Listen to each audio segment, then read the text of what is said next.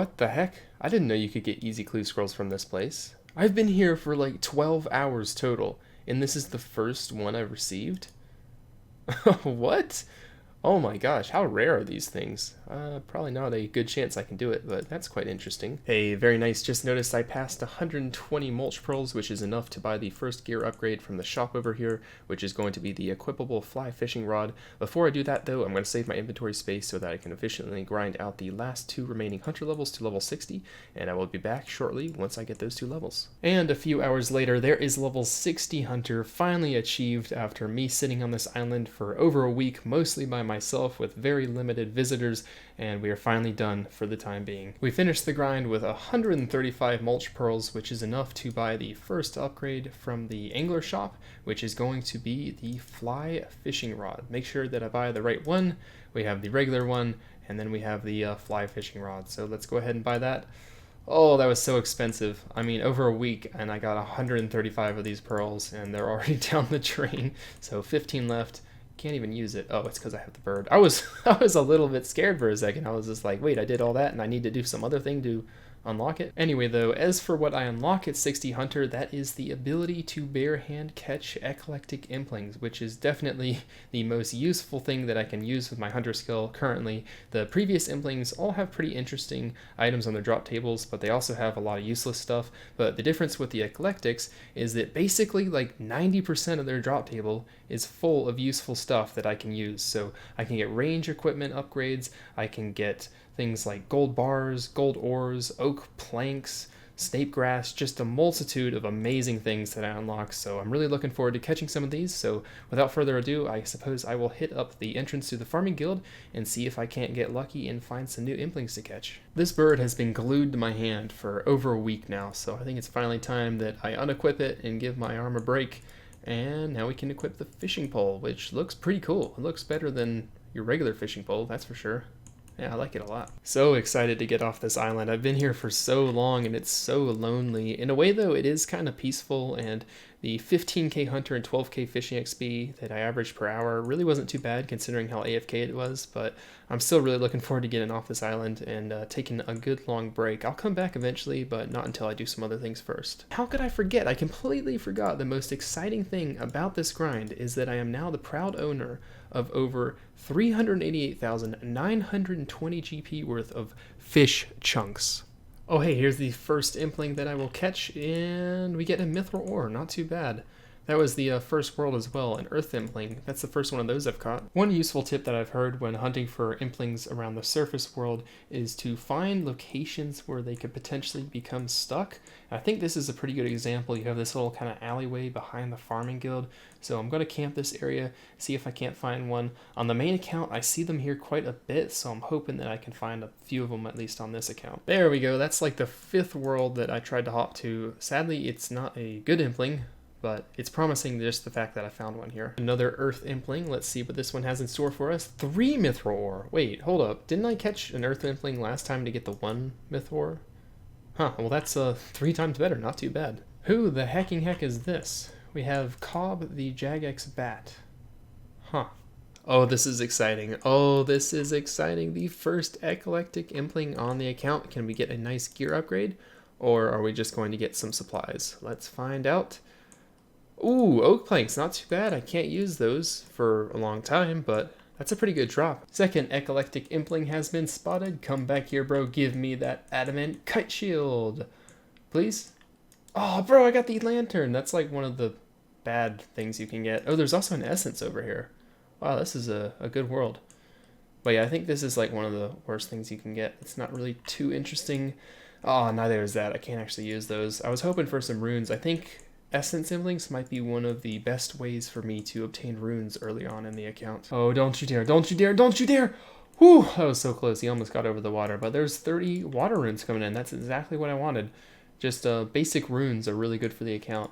And some swordfish, not too bad. A couple of nice loots for the crafting skill. I've got these buckets of sand that I can turn into molten glass, and then at level 5 crafting, I can convert these gold bars into gold rings. Fairly decent haul for the first inventory of impling hunting, and I'm looking forward to doing some more. So this is pretty neat. I looted this candle down in Land's End, and what I can do with it, I believe, is I can use it on this empty lantern. And there we go. Check it out. The first mud pie on the account. This is, well, I'll be honest with you, I don't know what this is. Just got a chisel from a baby impling, and I think that might be a good item to get, because I don't think there's any other way I can get them. So I can cut gems now, which is cool. Ooh, just got a steel axe. That's a great upgrade from the bronze one. Really happy about that. There's always a very slight rush of adrenaline when I find one of these things. It's always so exciting. And look at that. Oh my gosh. That's why I get excited, because of items like that. I can't even use this yet, but that's the best in the slot shield I have until I can get a rune kite shield from the Shayzien head guards, which is probably going to be a long time. So that is an amazing item to get. I can't wait to use this. It's so painful. Surely can't top the one where I got the shield, right? Oh my god, dude. I'm getting so lucky, man. Mithril Pickaxe. That's not even an upgrade, because I didn't even have a pickaxe before this. So I didn't even upgrade it from like a lower tier. I just straight up got my first pickaxe straight to myth. That is so nice, man. I'm really happy about that.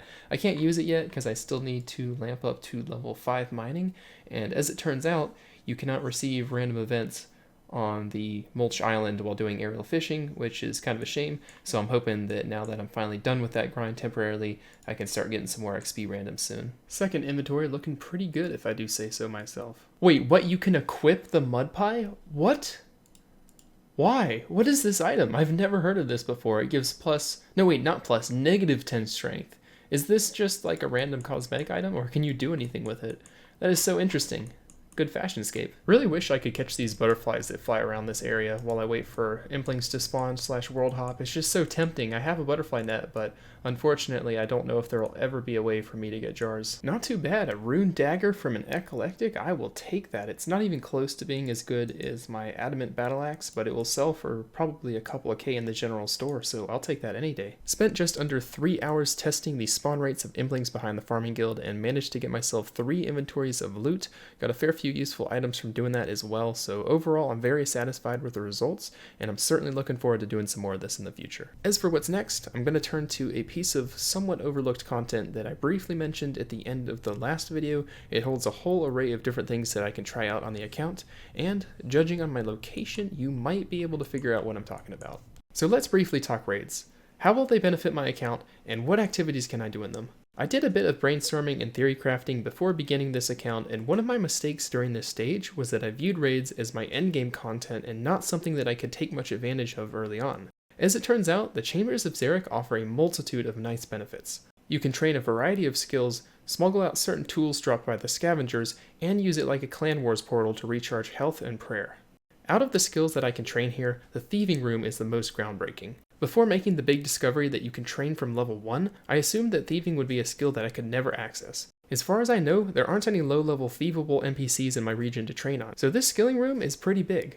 Although it will be a bit of a grind, level 68 Thieving unlocks access to a new type of chest within the Lizardman dungeons that grant an array of nice supplies including bolt tips, seeds, gems, and even the Xeric's talisman. There we go, it took like 40 combined tries between 2 accounts, but finally got a raid that has thieving as the second room, so let's quickly get past these guardians and then try out this new method. The first thing that I can take advantage of in this raid is to kill these scavengers, which have a few useful tools on their drop table. I already have an axe as well as a butterfly net, but what I could do is grab myself an iron pickaxe, which I'll need to train mining after I lamp it up to level 5. I can't quite use the mithril one that I got from the impling as it requires level 21, so the iron pickaxe will be useful for those lower levels. They also drop a fishing pole, and I don't know if I'll ever use that, but seeing as it's so easy to get, may as well grab that too. Highly doubt that my stats are good enough to kill these things head on, so I'll have to resort to flinching them, so I need to find a good spot to do that, which it looks like I already found. Oh nice, there's the fishing rod down, just need that pickaxe now and we're good. Hey, that's what I like to see. There's the iron pickaxe coming in, and that's basically scavengers complete.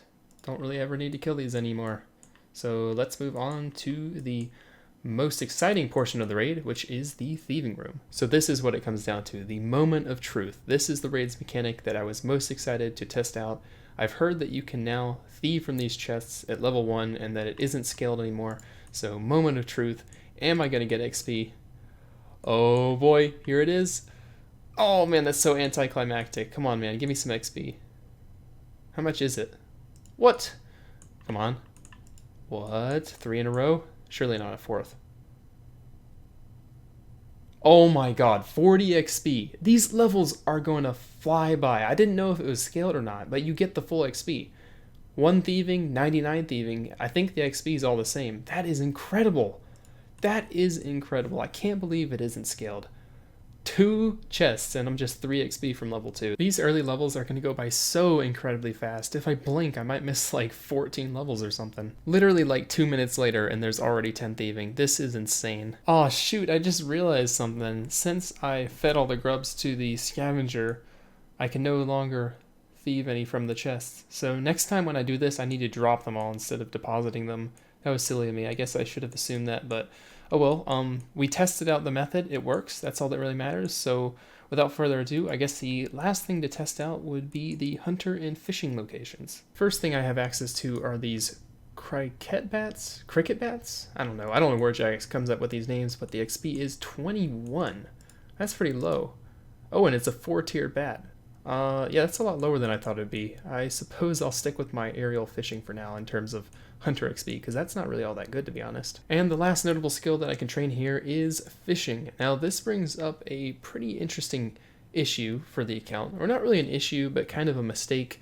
When I was first brainstorming the account, I couldn't think of any ways to train fishing, so I made the exception of bringing a small fishing net to get my fishing up initially, not realizing that you can actually do it in raids. So I feel like I kind of cheated there, kind of wish I could have redone it, but the good news is that it didn't really... What the hell is that?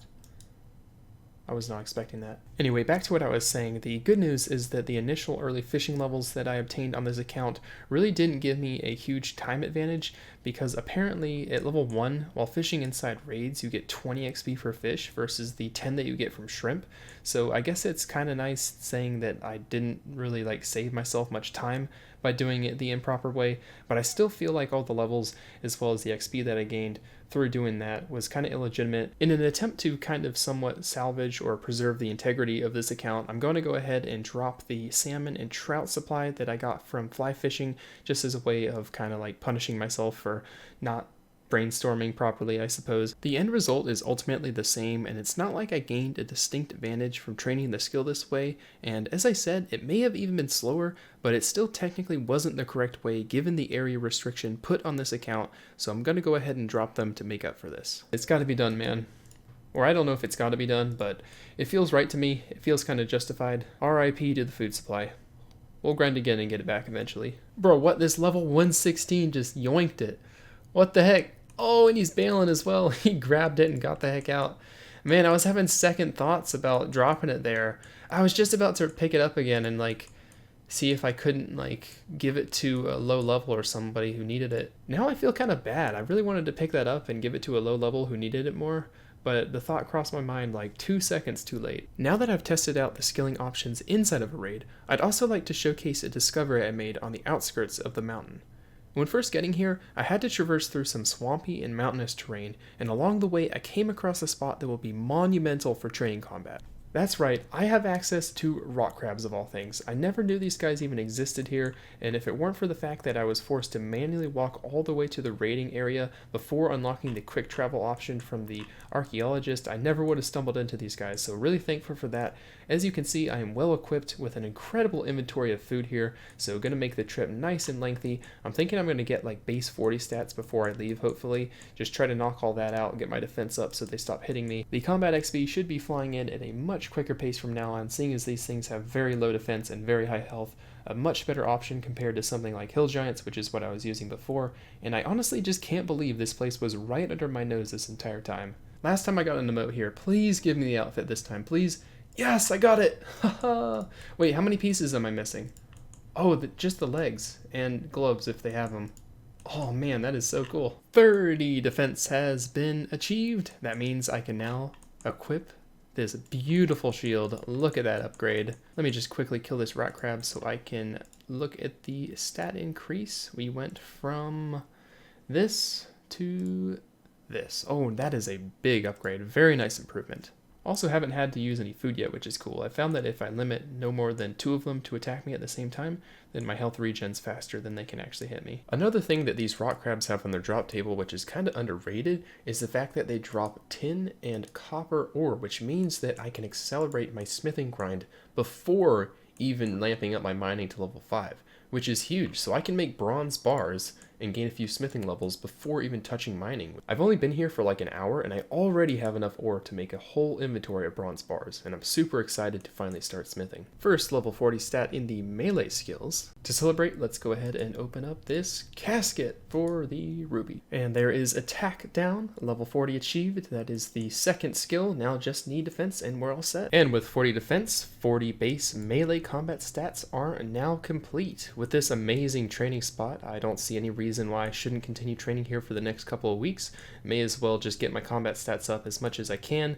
Really don't have any excuse. This place is just too good to give up, to be honest. So gonna be doing that over the next little while. Aside from spending a good portion of my AFK time here at Rock Crabs training up the combat stats, another couple of things I'd like to do in the next episode would be to continue the thieving grind. This week I mainly just tested out the method, but next week I'll be training it for real to try to get the level required to thieve from those chests that I mentioned.